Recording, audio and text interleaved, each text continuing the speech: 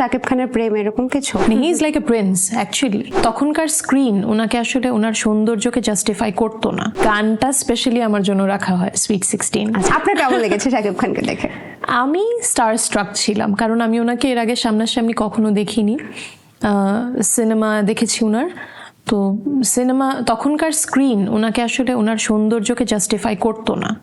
তখনকার যে স্ক্রিন ছিল বা এডিটের পরে যেই ফাইনাল প্রোডাক্টটা ছিল, যেটা এখন ওনাকে সিনেমায় বোঝা যায় যে ওনার হি ইজ ভেরি হ্যান্ডসাম। তো সামনাসামনি দেখে আমি অনেক বড় একটা ধাক্কা খেয়েছিলাম। 14-15 বছর বয়সী একটা মেয়ে যে এত সুন্দর একটা মানুষ হয়, he is like a Prince actually. Okay, so আমি যতটুকু জানি যে আপনাদের যখন সিনেমাটা হয়েছে সেই সময়টা আপনি সুইট 16 ছিলেন। হ্যাঁ, আমি 15 বছর বয়সে সিনেমার শুটিং করেছি এবং সিনেমাটা রিলিজ হয় 9 মে, যখন আমার 16 বছর হয়। 16 বছর, মানে সুইট 16 টাইমটা ওই বিষয়টা ডিরেক্টর জানতেন এবং 15 থেকে 16 হওয়া দেখে গানটা স্পেশালি আমার জন্য রাখা হয় সুইট 16। আচ্ছা, সুইট 16 টাইমটা শাকিব খানের সাথে যখন আসলে রোমান্টিক দৃশ্যে অভিনয় করছেন, সেই সময়টার অনুভূতি কেমন ছিল? এখন তুমি বলাতে আমার কাছে বিষয়টা খুব মজার লাগছে, তখন তো ভীষণ নার্ভাস ছিলাম। ভয় পাচ্ছিলেন? হ্যাঁ, কারণ আমি তো এই জগতে কখনো আগে, মানে এই জগৎ সম্পর্কে আমি জানি না, কখনো পাড়া দিইনি। হুট করে একটা বিশাল অ্যারেঞ্জমেন্টের একটা কাজ, বড় বড় আর্টিস্ট যাদেরকে সবসময় দেখেছি, তো অনেকে আমাকে জিজ্ঞেস করে ফিলিংটা কেমন ছিল। আমি তখন বলি যে আসলে ভালো মন্দ আমি কিছু জানি না, তখন একটা ঘোরের মধ্যে ছিলাম এবং ভীষণ নার্ভাস ছিলাম। যে আমি ওই সময়টার কথা জানতে চাচ্ছি, ধরেন একটা শর্ট দিচ্ছেন, হয়তো কোনো রোমান্টিক সিন বা যে কোনো কিছু, সেখানে শাকিব ভাইয়া আপনাকে কিভাবে হেল্প করেছে?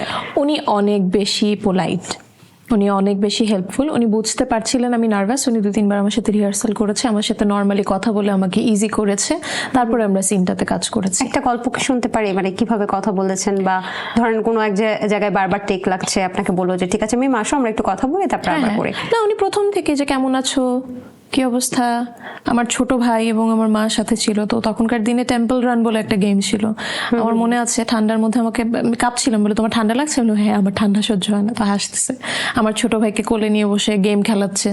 হ্যাঁ, তারপর বলছে তুমি যদি গেমে হেরে যাও তোমাকে যমুনা ব্রিজ থেকে ফেলে দিব। আমার ছোট ভাই বলে আপু, আমি বললাম যে ভাইয়াও ভয় পাচ্ছে। বলে না না, সমস্যা নেই। এই আমার সাথে শুধু আমি না, আমার ফ্যামিলি মেম্বার যারা ছিল তাদের সাথেও খুব পোলাইটলি কথা, থাকে না যে সুপারস্টার একজন মানুষ, হ্যাঁ উনি একজন হিরো, চাইলেই কারোর সাথে কথা নাই বলতে পারে, কিন্তু উনি খুব পোলাইট। বাহ, খুবই চমৎকার। তাহলে সেই সময়টার এক্সপিরিয়েন্সটা খুব ভালো ছিল। কোনো মজার ঘটনা ছিল বা শাকিব খান আপনাকে কোনো গিফট করেছেন?